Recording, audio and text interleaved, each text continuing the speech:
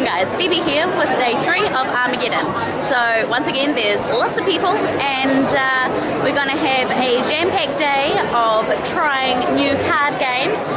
In particular, I'm going to be doing a how to play Force of Will. I've played the game once or twice, but it's been so long that I'm going to have a refresher, and I'm going to be recording that so then you guys get to see it. There is also a panel that I want to go see, Jessica Nigri, who is the voice actress of Sonico from the Super Sonico animation. She is also a very well-known and very great cosplayer, so I can't wait to see her. And I mean, as soon as I get in here, I am going straight to Madman, because once again, I want to pick up me some very cheap DVDs if possible. Yeah, so I'm wearing a yukata that I made like years ago. So rather happy with it. It's getting pretty ratty, so I'm going to have to make a new one at some point. We'll probably end up showing you guys the process as well. So yeah, that's what I'm wearing today. Let's get inside.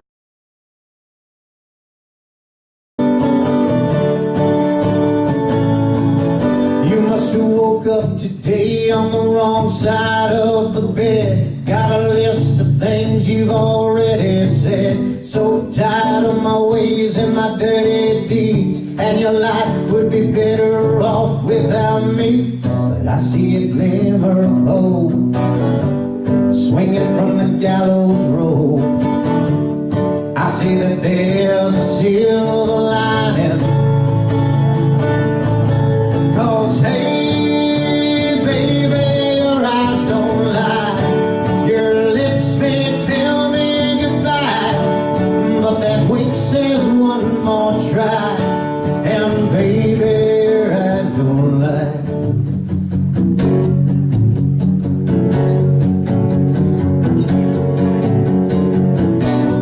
Sway to the sound of endless blues, move to the rhythm of regret. And this is all for our buddy Phil Nix, who has toured with me on some of the biggest tours I've ever played, and played in the worst little smoky bars I've ever played, and rental cars and tour buses and whatever it is. He stuck by me for close to 20 years, so it's the least I could do. But Phil's favorite song I ever wrote is probably my most melancholy, dark one. And so I promised him that I would dedicate this song every time I play it, every time I have a show, until he was cancer-free. So today, we're going to keep our fingers crossed that this is the last time I got to tell that stupid story to play this beautiful song, all right? This one's for Phil, and it's called Falls on Me.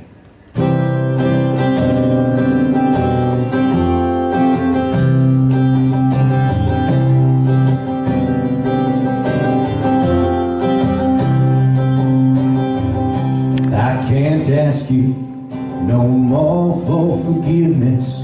I've had my chances, and each one I blew.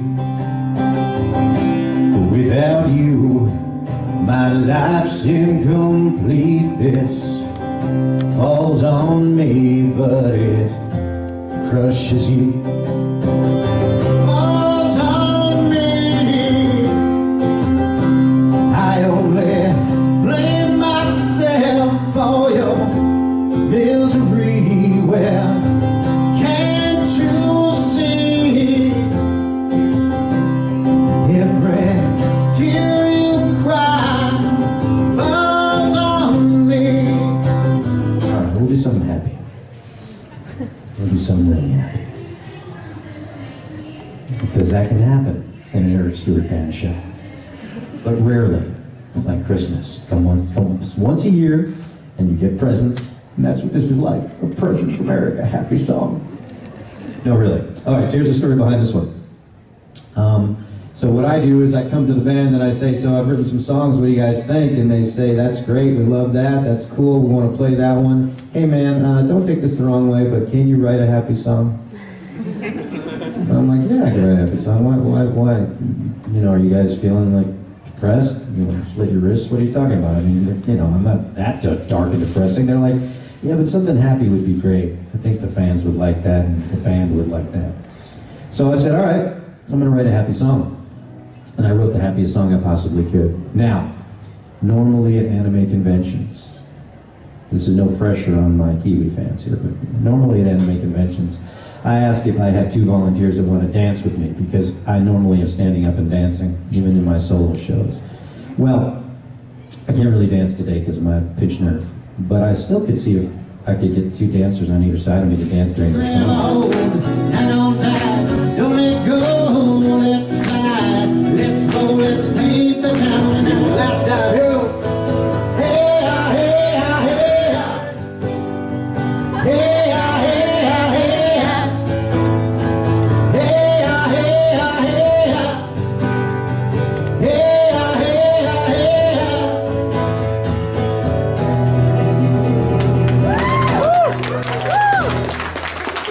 nicely done.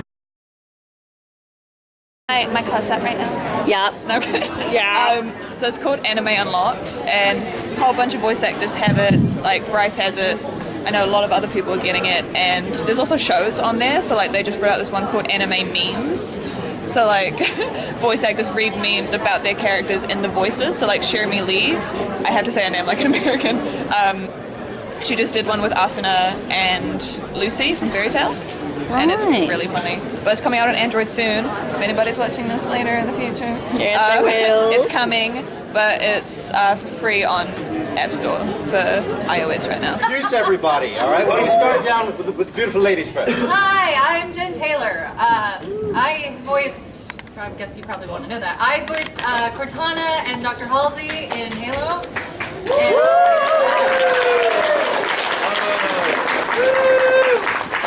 And Princess Peach and Toad in Mario Brothers, and Zoe in Left 4 Dead, and Salem in Ruby, and several others in Dota 2 and Destiny. I'm the sweeper bot in Destiny, if anybody cares. Yeah, Steve. And I'm the voice of Master Chief. I get the shortest intro of all the time. Hi, I'm John Stalker. I'm the voice from your past. I represent the nostalgia factor. Those of you who looked at a lot of animation when you were younger would know me as Beastly from Care Bears, Toad from the Super Mario Brothers Super Show. We're so bonded. And Stay Puft Marshmallow Man from the Real Ghostbusters, yada, yada, yada. And I'm also a voice director, and my first voice directing job, many of you might recognize an anime, I don't know how many of you remember Sailor Moon. I knew you'd say that. That's great. Yeah, I was the voice director for Sailor Moon, and after that I've done Totally Spies, Beyblade, Retica, yada, yada, yada, lots of stuff. We'll get to it when you've got a question about it. I'm Amber Nash. I voice Pam Hoovy on Archer.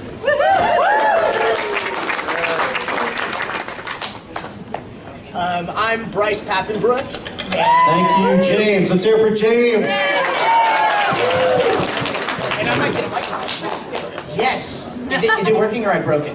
It's working! Yay! I'm Bryce Pappenbrook. I am Eren Yeager in Attack on Titan. Kirito in Sword Art Online. Rino Kumura in Blue Exorcist. And Wikipedia knows the rest. You notice how I timed that out so the microphone worked by the time it got to me. I'm Eric Stuart. You might know me as Brock and James from Pokemon. Seto Kaiba from Yu-Gi-Oh! I'm Gowry from Slayers, and Meta Knight from Kirby, and Master Yoshi from Turtles, and all sorts of crazy wild things. I'm Dick Van Dyke from Ultimate Muscle. That's the most impressive. Thank you very much.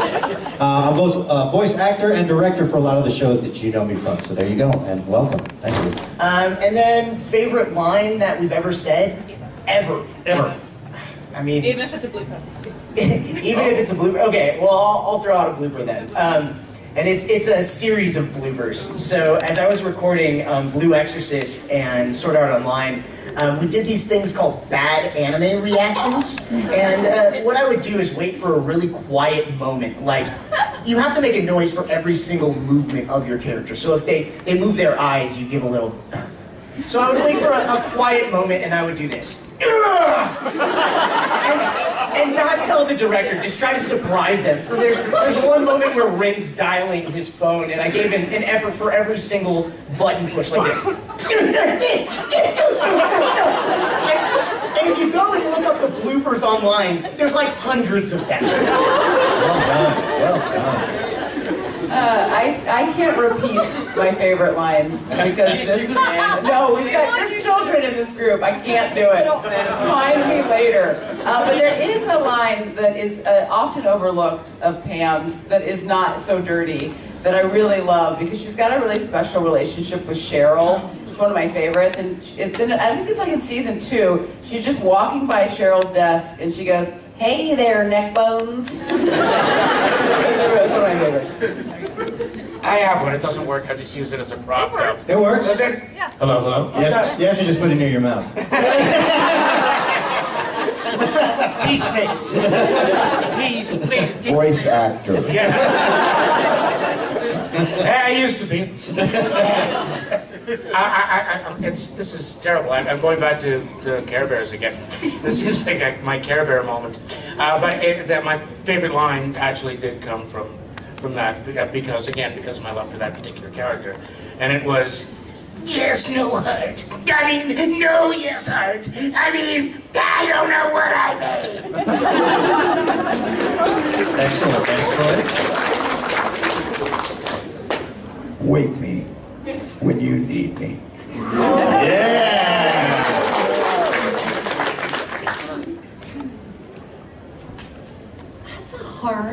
That's a difficult question. I have so many, but the one that makes me sad is "Welcome home, John."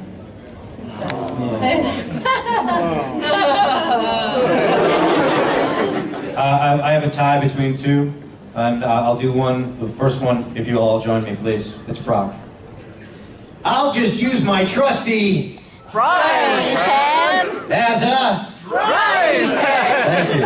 And the second one is, I think it was during the movie of The Unknown where James is looking at all of the funny little letters floating around and the unknown things, right? And he says, "I haven't seen this many strange letters since I placed that personal ad." What's your first name? Kaylee. Kaylee. Do you have a question? Do you know that I'm Squirtle? Can I have this? Thank you, please. Thank you. Squirtle. Do you have a question for Squirtle? I love Squirtle. I played the entire Squirtle squad. I know everyone's like, no way. So imagine an entire group of creatures with no dialogue, and all we had to say was Squirtle, Squirtle, Squirtle, Squirtle, Squirtle. Yeah, but there was dialogue written. So it would say, this Squirtle is saying, "Hey man, when you want to go to the store, let's get something to eat." And I'd be like, Squirtle, Squirtle, Squirtle, Squirtle. And that's how I had to do the entire episode. I should just submit that as my resume as a voice actor. It'd be like, this is fantastic. Ask you for that. If they don't, just give it. I would just give it to them. And you all enjoy line readings, right? We love line reading. We live for line reading. Exactly, right? Yes. You might want to explain. So a line reading is usually from a director who's not an actor. Now, of course, I am a director who's an actor. But a director who's not an actor who will go, "I need you to read this where you go up at the end of the sentence like this. What are we going to do?" What do you want me to do? No, so I need you to go up at the end of the sentence, so what are we going to do? Well, so you want it like this? What are we going to do? You're not going up at the end of the line. I know, well, neither are you. Well, you can't say that normally. So sometimes you have to sort of figure out, do I do what they're saying or do what they're doing? And also, they also think that they're actors. They want to give you the line read. You know, say it like this with a lot of energy and inflection. Okay, great. So that's a line read. So not very helpful, especially like 16 years. If I was directing the next video game and I had a line reading for him, that would be ridiculous. There's nothing I can tell him that he doesn't already understand about the dynamic, but I would never get a line read, but I could give you a moment. And then let the actor who knows this character better than anyone else interpret it. Not, this is how I want you to say it. And then my last trick of the trade is, if I do want you to say it the way I want to say it, I say it with other words. The line might be, we gotta get out of here, and hurry up, we gotta go. Hurry up, we gotta go. And you go, we gotta get out of here. And I go, and we're done. If I could add, because I do a lot of directing as well. I do have one of these. And it's something like this. Thanks, Eric, for the lesson. When I direct, I do something similar. It's funny. But as opposed to using other words, I will actually do my explanation with that music that I want to hear. Like, I really want you to get excited. Like that. Exactly. Do it so you sound really excited. And then they'll say, hey, I have to go. Yes. I don't even, you know. Yeah, exactly. I know, and a good performer, and especially performers who know me now, that, oh, here's what Stalker's going to do.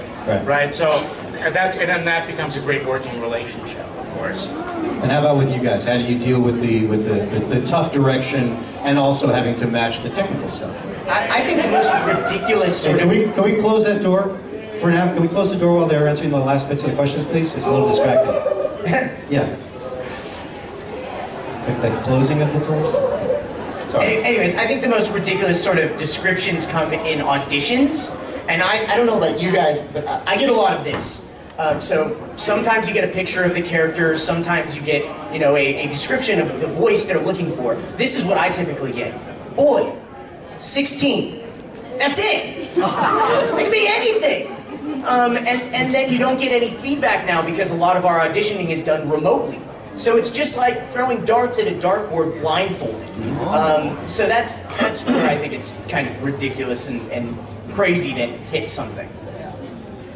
Yeah, the only thing I have to add is particularly when it comes to auditions, and I know that I'm not right for something, but I want it really bad. I consider my job to be to convince them that I'm the right person for this role, even though they don't think that I am. And so that's kind of what I'm always trying to do when I'm auditioning. That's why I've only ever played Pam. Good answer. Hey guys, look up, got Jessica Nigri. What up, peeps? I don't know why I said that. That was lame. I'm sorry. That's alright, we're all nerds here. Yeah. She is awesome, and we're going to be seeing her panel tomorrow, so... It's going to be cringy. I hope you're ready. They'll enjoy it. Good. They'll enjoy it. She looks awesome. Look at her cosplay. So pretty. So thank you so much for coming. Thanks for having me. It's lovely to meet you. Sorry for you. Yeah. Hi guys. Hello, everyone. Hello.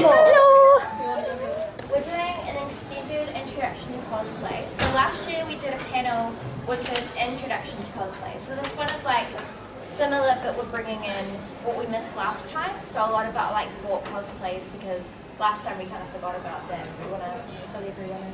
So like where to buy them, where to look for reviews on things, and how to make sure you actually get good quality costumes and not horrible ones that fall apart on you when you buy them. So I guess we should introduce ourselves first. My name's Casey, and online I go as Atelier Sea Kittens.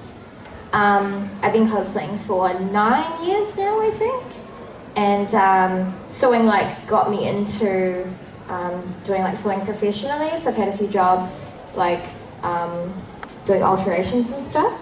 Yeah, cosplay is really great, and I'm cosplaying Nina from Tekken 7 today. Yeah.